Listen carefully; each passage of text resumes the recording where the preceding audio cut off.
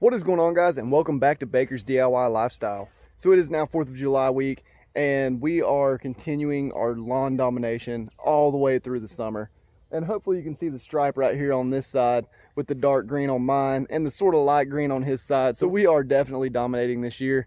Last year we had zero rain, so I was out here with sprinklers running around trying to get the yard watered and keep it alive. But this year we've had so much rain that the heat hasn't really been an issue, and the rain sadly has been a little bit of an issue back here, if you'll remember from all the videos from the flooding and all that stuff.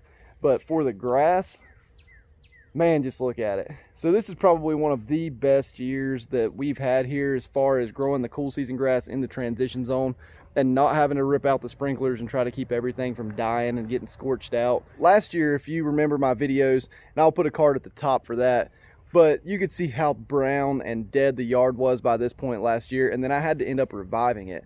So what I'm going to try to do this year is go ahead and get some nutrients down, feed the lawn just a little bit through the summer to hopefully get it through August and closer to September, where we start getting the cooler temps, and we will see how the yard makes it through the rest of the year. So the plan today is get on the mower, go ahead and give it a fresh cut, get it nice and striped up, and then I've got a few bags of Milorganite we're going to throw down. But with that, let's get the mow on.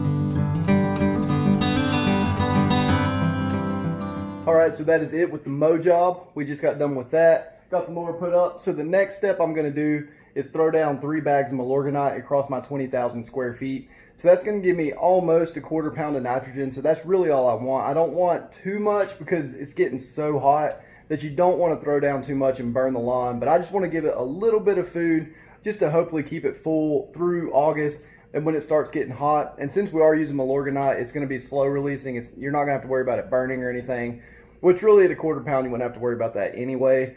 But I just like throwing Milorganite down now because it's kind of a super slow feed all the way through those hot months until we get back into the Labor Day area and it starts cooling down and we can start doing our aeration and overseed and stuff like that. But with that, let's get to throwing her down.